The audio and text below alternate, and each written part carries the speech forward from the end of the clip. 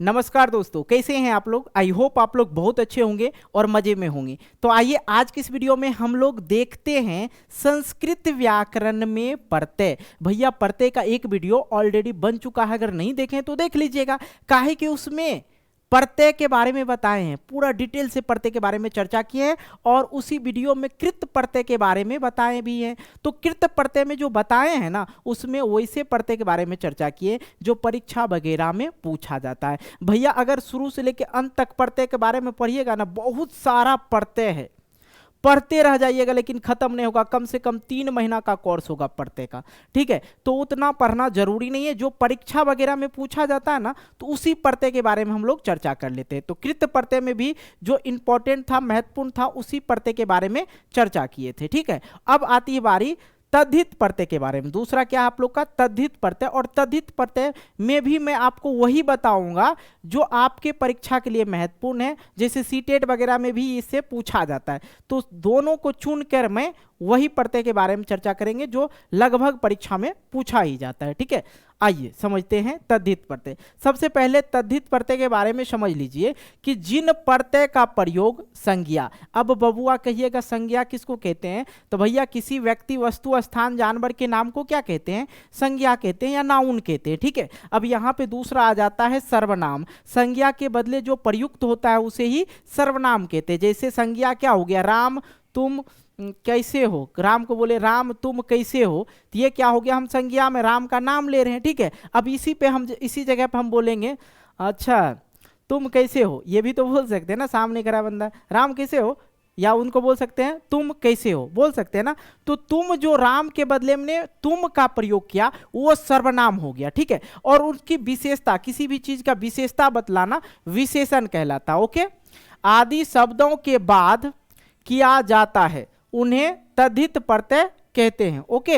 आइए अब देखिए तद्धित प्रत्यय के अंतर्गत जो महत्वपूर्ण प्रत्यय है, जो ज्यादातर पूछे जाते हैं प्रत्यय, उसी के बारे में चर्चा करेंगे। तो इस वीडियो में जो हम लोग तद्धित प्रत्यय के अंतर्गत टक प्रत्यय, वतुप प्रत्यय, मतुप प्रत्यय, त्वप प्रत्यय, तल प्रत्यय और तरप प्रत्यय, तमप प्रत्यय, अन प्रत्यय इत्यादि के बारे में हम लोग चर्चा करेंगे, ओके। तो चलिए भाई शुरू करते हैं। सबसे पहले हम लोग देख लेते हैं ठक प्रत्यय के बारे में, ठीक है। अब ठक प्रत्यय के बारे में समझिए मेरे भाई, ठक प्रत्यय, ओके। ठक प्रत्यय के बारे में समझते हैं। ठक प्रत्यय मतलब भाव वाला अर्थ में, ठीक है। ठक प्रत्यय का प्रयोग भाव वाले अर्थ में किया जाता है, मतलब संबंध वाले के लिए किया जाता है, ठीक है। आगे और भी चीजें हम आपको समझाएंगे। ठक प्रत्यय में जो है सिर्फ इक लगता है, मतलब ठक प्रत्यय के बदले जहां पे ठक जोड़ते हैं उसका मतलब है ठक से सिर्फ शेष बच जाता है इक, मतलब ठक नहीं कह के वहां पे इक जोड़ सकते हैं, सीधी सी बात है। अब यहाँ पे कुछ कंडीशन आ जाता है, ये आदि स्वर की वृद्धि होती है, ध्यान से समझिएगा। यहाँ पे एग्जाम्पल लिए हैं मैंने सौ, शरीर, ठीक है। शरीर में पहला शब्द क्या है, सौ है, और सौ के साथ कौन सा स्वर होता है, तो कहेंगे सौ, तो क्या आ रहा है, ओ आ रहा है। और ओ और आ अगर स्वर जो पहला सब अक्षर है उसके स्वर में ओ या आ आवे तो वहां पे आ हो जाता है। ई ए रहे तो अ हो जाता है, ऊ ओ रहे तो औ हो जाता है, और री रहे तो आर हो जाता है। इसको भी हम अच्छी तरह से एक्सप्लेन करके समझाएंगे, ठीक है। तो शरीर में जो है सौ है तो यहाँ पे आप आ हो जाता है, अगर ओ या आ रहे तो आ हो जाता है। तो शरीर में सौ है ना, तो सौ की जगह पे क्या हो जाएगा, सा हो जाएगा। क्या हो जाएगा, आकर आ जाएगा सा, क्या हो जाएगा, शारीर, क्या हो जाएगा, शारीर। और इस जो ठक प्रत्यय के अंतर्गत इक जुड़ता है, तो ठक तो यहाँ पे दिख रहा है, लेकिन इसको क्या हम इक बोलेंगे, क्या बोलेंगे, इक, ठीक है। ठक शारीर, क्या बोले थे मैंने, शारीर जोड़ इक, तो क्या हो जाएगा, शारीरिक, क्या हो गया, शारीरिक, ठीक है, ओके। और भी एग्जाम्पल लेते हैं और अच्छी तरह समझाते हैं। जैसे नगर है, ध्यान से समझना भाई, नगर है, नगर में ओ आ रहा है, नौ जोर ओ आ रहा है, क्या आ रहा है इसमें, ओ आ रहा है, स्वर कौन सा आ रहा है, ओ, तो क्या हो जाएगा, नागर हो जाएगा, क्या हो जाएगा, नागर हो जाएगा। ठक प्रत्यय से क्या निकल के आता है, इक, शेष क्या बचता है, इक, नागर इक, तो क्या हो जाएगा, नागरिक, इक हो जाता है। देखिए नागर में इक जोड़ेंगे तो नागरिक हो जाएगा, ओके। और भी उदाहरण लेते हैं, जैसे धर्म जोड़ ठक, इसको ये समझना है, ये जो है ठक के बदले इक जोड़ना है, इक समझना है, ठीक है, ताकि आपको समझाने के लिए ये सब लिख रहा हूं, लिखना जरूरी नहीं है, ठीक है, समझिएगा ध्यान से। ओके, यहां पे देखिए कर्म जोर इक, तो कार्मिक हो जाएगा, कार्मिक, इक जुड़ता है, इक कार्मिक, इसका मतलब होता है सही दीर्घिकार इक वाला, ये याद रखना आपको समझाने के लिए, ठीक है।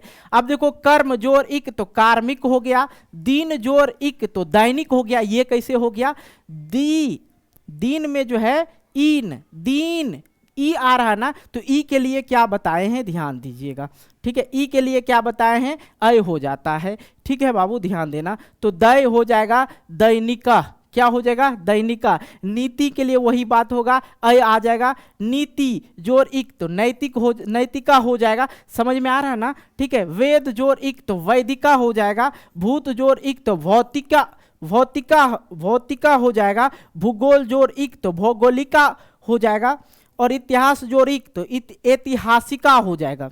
ओके, ये चीजें समझ में आ गया। आते हैं हम लोग फिर से एक नेक्स्ट प्रत्यय पे आते हैं, मतुप प्रत्यय। मतुप प्रत्यय के बारे में समझते हैं। देखो, मतुप प्रत्यय का प्रयोग वाला या से युक्त, वाला से युक्त मतलब किसी भी चीज का, कोई भी चीज है उसके वाला, उस ऐसे अर्थ में हम लोग मतुप प्रत्यय का प्रयोग करेंगे। और मतुप प्रत्यय में जो है सिर्फ मत जो है शेष बच जाता है, क्या बच जाता है, शेष बच जाता है, ठीक है। अब परीक्षा वगैरह में किस प्रकार पूछा जाता है उस पर भी मैं एक वीडियो बना दूंगा, अगर आप लोग कमेंट करेंगे तो, ठीक है। उदाहरण के लिए समझिए, यहाँ पे है शक्ति, मेरे पास शक्ति है तो हम क्या कहलाएंगे, शक्तिमान, ठीक है। तो उसी प्रकार से समझिए, शक्ति है मेरे पास, अगर शक्ति है, बुद्धि है तो बुद्धिमान, ठीक है, मेरे पास बुद्धि है ना, जिसके वाला हो, ये से शक्ति जोर मतुप। अगर शक्ति में मतुप प्रत्यय जुड़ा तो मैंने बताया मतुप के लिए क्या, मत, तो शक्ति जोर मत क्या हो गया, शक्ति मत। अब यहाँ पे मैंने एक अर्थ लिख दिया शक्तिमान, ठीक है, बच्चे में देखते शक्तिमान घूमते रहते थे। अब देखो शक्तिमान कैसे हुआ ये भी चीज समझते हैं। एक और उदाहरण से आपको समझाते हैं, जैसे श्री हो गया, मतुप प्रत्यय जुड़ा तो श्री जोर मत क्या हो जाएगा, श्री मत हो जाता है। लेकिन ये जो लिंग पे चेंज होता है, कैसे, लिंग का भी वीडियो बन चुका है, अगर नहीं देखें भैया जरूर जाके देख लीजिएगा, ठीक है। श्री मतुप या मत, यहाँ पे क्या पढ़ेंगे, श्री मत, तो क्या हो गया, ये श्री मत हो गया डायरेक्ट। यहाँ पे देखिए श्री जोर मत, श्रीमत, तो ये डायरेक्ट नपुंसक लिंग पे को ठोकता है, ठीक है, नपुंसक लिंग। अब कहेंगे पुल्लिंग में क्या, स्त्रीलिंग में क्या होगा, तो इधर से देखना श्रीमत, तो इसको बोलेंगे स्त्रीलिंग में क्या बोलेंगे, तो आप कहेंगे श्रीमती बोलेंगे, और पुल्लिंग में श्रीमान हो जाता है। ये चीजें समझ में आए, ये तरीका आपको समझा रहे हैं। और भी उदाहरण लेके आपको समझाते हैं। देखिए, मतुप प्रत्यय के रूप में पुल्लिंग के रूप में भवत पे शब्द रूप पे चलता है, स्त्री में नदी रूप पे चलता है, और नपुंसक लिंग में जगत रूप पे चलता है, ठीक है। तो यहाँ पे मैंने कुछ लिख दिया पुल्लिंग और स्त्रीलिंग और नपुंसक लिंग के रूप में किस प्रकार ये चलता है। तो श्रीमान, श्रीमंतो, श्रीमंत, स्त्रीलिंग में श्रीमती, श्रीमत्य और श्रीमत्य, ठीक है। नपुंसक लिंग में श्रीमत, श्रीमती, श्रीमंती, ओके। इस प्रकार से इसका शब्द रूप चलता है। ये हो गया आपका एक वचन, ठीक है, एक वचन, ये हो गया द्विवचन, ठीक है, और ये हो गया आपका बहुवचन, ठीक है, इस प्रकार से। आइए नेक्स्ट देखते हैं। अब देखिए मतुप का और भी कुछ उदाहरण लेके आप लोग को मैं समझाता हूं, सीधा दिमाग में ठोक देता हूं। देखो, बुद्धि, बुद्धि यहाँ पे क्या, मतुप के बदले में हम लोग क्या जानते हैं, मत, क्या जानते हैं, मत, ठीक है बाबू ध्यान देना, मत। तो मतुप मतुप नहीं करना है, मत मत करना है। बुद्धि जोर मत तो क्या हो जाएगा, बुद्धिमत। कहेंगे भैया इसको स्त्रीलिंग में बदलो, तो श्रीमती, सॉरी श्रीमती नहीं, बुद्धिमत, तो स्त्रीलिंग में बुद्धिमती और पुल्लिंग में बुद्धिमान, ओके। चलो, श्रीमत, श्रीमत नपुंसक लिंग में तो श्रीमती हो जाएगा स्त्रीलिंग में, और श्रीमान हो जाएगा पुल्लिंग में। घी मत तो क्या हो जाएगा, घी मत पुल्लिंग में, और घी मती स्त्रीलिंग में, और घी मान पुल्लिंग में, और ये जो है घी मत नपुंसक लिंग में, ठीक है। उधर से ही चलते आते हैं। मधु मत, मतुप प्रत्यय जुड़ा तो मतलब मधुमत, तो क्या बोलेंगे, मधुमत, मधुमती, मधुमान, ओके। अब कृतिमत, कृतिमत हो गया तो नपुंसक लिंग से चलते कृतिमत, कृतिमति, कृतिमान, इस प्रकार से। ठीक है, इक्षु जोर मतुप, मतलब ये मत हो जाएगा तो इक्षु मत हो जाएगा, जिसका मतलब होता है इक्षु मत, इक्षुमति और इक्षु मान, ये इस प्रकार से। ओके, और अगर इसका पीडीएफ वगैरह लेना होगा तो आप लोग को क्या करना होगा, गूगल या क्रोम ब्राउजर खोलना होगा, वहाँ पे जाकर आप लोग को सर्च करना होगा aryanonlineclasses.com। ठीक है, सर्च करके वहाँ से आप लोग डाउनलोड कर सकते हैं। अब रही बात कि सर ये जो है नपुंसक लिंग से इसको याद रखना है, नपुंसक लिंग में ये डायरेक्ट इफेक्ट करता है। देखो जैसे आपको मैंने घी बताया, तो घी के लिए मतुप प्रत्यय में आप लोग को याद होगा कि शेष बचता है मत, तो आपको याद हो जाएगा घी जोर मत, तो घी मत, और स्त्रीलिंग में रहे तो घीमती और पुल्लिंग में रहे तो घीमान। ठीक है, तो यहाँ पे जो है ती लग जाता है, दीर्घिकर लग जाता है, सब में देखिए दीर्घिकर यहाँ से, और इसमें मान। ओके, समझ में आया? चलिए नेक्स्ट पे चलते हैं, आइए। तो मतुप के बाद आता है वतुप। ठीक है, मतुप के बाद वतुप, और ये उसी प्रकार काम करता है, उसमें भी मैंने बताया वाला से युक्त। ठीक है, वाला से युक्त के अर्थ में क्या जाता है, तो वतुप प्रत्यय का सो है, मतुप प्रत्यय में मत और वतुप प्रत्यय में वत बच जाता है, शेष रह जाता है। ठीक है, अब कंडीशन क्या है, ये जो है मतुप प्रत्यय के अंतर्गत ही ये आता है। देखो जैसे यदि किसी शब्द के अंत में उपधा में, ठीक है, अंत में या उपधा में अ आ या म हो तो उसे मतुप के स्थान पर वतुप प्रत्यय लगता है। ठीक है, जैसे धन हो गया, धन अ आ रहा ना, धन आ रहा ना, तो यहाँ पे जो है वतुप प्रत्यय हो जाएगा, और वतुप प्रत्यय में वतुप के लिए वत हो जाता है तो धनवत हो जाएगा। ठीक है, जिसका मतलब होता है धनवान। ओके, अब और भी आगे हम आपको समझाते हैं। जैसे वल हो गया, वल में वतुप प्रत्यय जुड़ा। ठीक है, तो क्या वल अ आ रहा ना, वल लो बल, और लॉ के साथ क्या आ रहा है, ओ आ रहा है, तो क्या हो जाएगा, क्या हो जाएगा वलवत, क्या हो जाएगा वलवत। अब नपुंसक लिंग और पुल्लिंग में समझ लेते हैं, यहाँ पे है वतुप हो जाएगा ना, वतुप। ठीक है, सिरी जोर वत, तो क्या हो जाएगा, ध्यान दीजिएगा, सेम उसी प्रकार इससे पहले बताए थे जो श्रीवत, श्रीवती, श्रीवत, तो वहाँ पे वलवत लिखा गया है, ये गलत टाइपिंग किया गया है। ठीक है, तो यहाँ पे क्या हो जाएगा श्रीवत, श्रीवती, श्रीवान। ठीक है, इस प्रकार से हो जाएगा। तो आगे देखते हैं इसका जो बदलाव होता है कैसे होता है, समझिएगा ध्यान से। जैसे इसमें शब्द रूप पे कैसे प्रत्यय बदलता है, वतुप प्रत्यय किस प्रकार से शब्द रूप पे बदलता है, तो याद रखना है पुल्लिंग में जो है भवत पे, स्त्रीलिंग में नदी पर, और नपुंसक लिंग में जगत की तरह ये चलता है। जैसे पुल्लिंग में हो गया बलवान, बलवंतो, बलवंता। ठीक है, स्त्रीलिंग में वलवती, वलवत्यो, वलवत्या। ठीक है, और नपुंसक लिंग में वलवत, वलवती, वलवंती।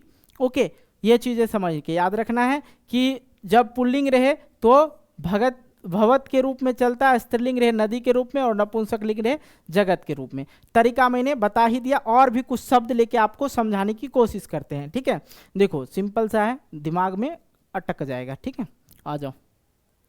शब्द यहाँ पे है वल, तो वल यहाँ पे क्या बताया मैंने, वतुप के जगह वत याद रखना है। क्या याद रखना है, वत याद रखना है। क्या याद रखना है, वत याद रखना है। ठीक है भाई, और वीडियो अच्छी लग रही है तो वीडियो को लाइक जरूर कर देना। देखो वलवत, तो क्या इधर से आइए, वलवत, वलवती, वलवान। रूपवत, तो क्या हो गया, रूपवत, रूपवती, रूपवान। गुणवत, मतलब यहाँ पे आएंगे नपुंसक लिंग में गुणवत, गुणवती, गुणवान। ठीक है, विद्यावत, तो क्या हो जाएगा, विद्यावत, विद्यावती, विद्यावान। ठीक है, ज्ञानवत, क्या हो जाएगा, ज्ञानवत, ज्ञानवती, ज्ञानवान। ठीक है, धनवत, क्या हो जाएगा, धनवत, धनवत, धनवती, धनवान। ठीक है, अब देखो कलावत, वतुप के जगह क्या जानेंगे, वत, तो क्या हो जाएगा, कलावत, कलावती, कलावान। इस प्रकार से याद, ये डायरेक्ट हो जाता है, नपुंसक लिंग में डायरेक्ट हो जाता है। इसको कन्वर्ट करेंगे तो ती लगा देंगे और वान लगा देंगे इसमें। ठीक है, पुल्लिंग में आया ना। ओके, आ जाओ नेक्स्ट पे आते हैं।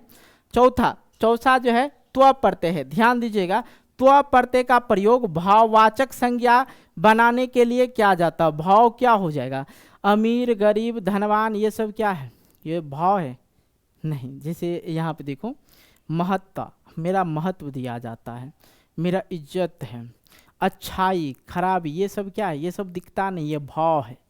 अगर भाव अच्छा रहे तो अच्छी बात है। भाव जो है दिखाई नहीं देता है, मतलब महसूस करता है कि वो लड़का बहुत बढ़िया है, वो लड़की बहुत अच्छी है, बहुत ईमानदार है। ईमानदार ये क्या हो गया, भाव भाववाचक संज्ञा हो गया। उसी प्रकार से देखिए त्व जो प्रत्यय है, शब्द जो नपुंसक लिंग में ही होता है, इसमें ज़्यादा टेंशन नहीं है। इनका रूप जो है फल की तरह चलता है, ध्यान देना है। त्व प्रत्यय में त्व ही लग जाता है, जैसे महत्व जोड़ त्व तो महत्व हो जाएगा, लेकिन यहाँ पे म लगल है, याद कीजिए नपुंसक लिंग में फल का क्या होता है, फलम होता है। तो महत्व जोड़ त्व तो महत्व, म लग गया महत्वम, ठीक है। उसी प्रकार से आगे कुछ और जाए, पशु जोड़ त्व तो पशुत्वम, क्योंकि ये फल के रूप में चलता है, ठीक है। लघु जोड़ त्व तो लघुत्वम, गुरु जोड़ त्व तो गुरुत्वम, जड़ जोड़ त्व तो जड़त्वम, सम जोड़ त्व तो समत्वम, कटु जोड़ त्व तो कटुत्वम, देव जोड़ त्व तो देवत्वम। ओके, आइए आगे देख लेते हैं। आगे हम लोग समझ लेते हैं तल प्रत्यय, ठीक है। अब देखो तल प्रत्यय के अंतर्गत क्या होता है, भाववाचक संज्ञा होता है, इसमें भी तल में भी, ठीक है। तल में भी क्या होता है, भाववाचक संज्ञा बनाने के लिए क्या जाता है। तो भाववाचक में मैंने बता ही दिया आप लोग को, जैसे तल प्रत्यय का तो, इसमें क्या रह जाता है, तो, और जो था त्वा प्रत्यय में तो त्वा ही रह जाता है, ठीक है। तो वो भाववाचक संज्ञा के लिए ही होता है। एक बार फिर से देख लिया जाए, भाववाचक त्वा प्रत्यय में भाववाचक संज्ञा बनाने के लिए। अब देखो सेम उसी प्रकार से इसमें होता है। अब इसमें क्या चेंजिंग होगा उसके बारे में देखेंगे। त्वा में चले तल में ता लग जाता है, जैसे मूर्ख जोड़ तल, तो ये जो है तल जो प्रत्यय है इसका शेष बचता है ता, तो क्या हो जाता है, मूर्खता। आइए आगे आपको समझाते हैं। जैसे पशु जोड़ तल, तो मैंने आपको बताया ना, इसका तल का तो रह जाता है, क्या रह जाता है, तो, क्या रह जाएगा, तो रह जाएगा। ओके, तो उसी प्रकार से डायरेक्ट पशु त्वा, पशुत्वा, लघु त्वा, लघुता, गुरुता, गुरुता, मित्रता, मित्रता, समता तो समता, कटुता, कटुता, देखो महत्ता, महत्ता डायरेक्ट हो जाता है। तो ये चीज़ें आपके दिमाग में फिट हुआ तो वीडियो को लाइक करना, दोस्तों के साथ शेयर करना। ओके, चलो भाई अब हम चलते हैं नेक्स्ट पे, फर्स्ट पेज पे यहाँ पे। चलो भाई, अब ये देखो कृत्य प्रत्यय जो था मैंने वो, ठीक है, कृत्य प्रत्यय जो था उसके बारे में हम लोग चर्चा कर चुके हैं। पहला 3 प्रत्यय आपको मैंने वादा किया था कि पढ़ाऊंगा, ठीक है। ये तीनों जो प्रत्यय है ना बहुत ज़्यादा महत्वपूर्ण है। अब तीसरा जो है स्त्री प्रत्यय, स्त्री प्रत्यय, ठीक है। तो स्त्री प्रत्यय को हम लोग कल निपट लेंगे उनसे भी, कि भैया क्या है तेरा हाल चाल, ठीक है, उनके बारे में भी चर्चा कर लेंगे। लेकिन शर्त ये है कि भैया वीडियो को आप लोग लाइक नहीं करते हो, तो देख लो मैं यहाँ पे लिख देता हूँ, भैया लाइक कर देना। क्या कर देना, लाइक कर देना, एक शेयर कर देना है आप लोग को इस वीडियो को। और अगर आप लोग को PDF वगैरह डाउनलोड करना है तो गूगल या क्रोम ब्राउज़र जो यूज़ करते हो आप लोग, उस पर आप लोग को सर्च करना है PDF के लिए ARYANRNONLINE ऑनलाइन CLASSES क्लासेस, इस पे सर्च कर लीजिएगा। या तो संस्कृत बाय आर्यन सर, ये भी सर्च करेंगे तो मिल जाएगा PDF करके नाम करके। ओके, तो भैया इस वीडियो को हम अब यहीं पे समाप्त करेंगे। वीडियो अच्छी लगी होगी तो वीडियो को आप लोग लाइक कर देना, दोस्तों के साथ शेयर भी कर देना, और क्या कुछ नहीं। मिलते हैं एक नए वीडियो को लेके, तब तक के लिए बाय बाय और जय हिंद, जय भारत।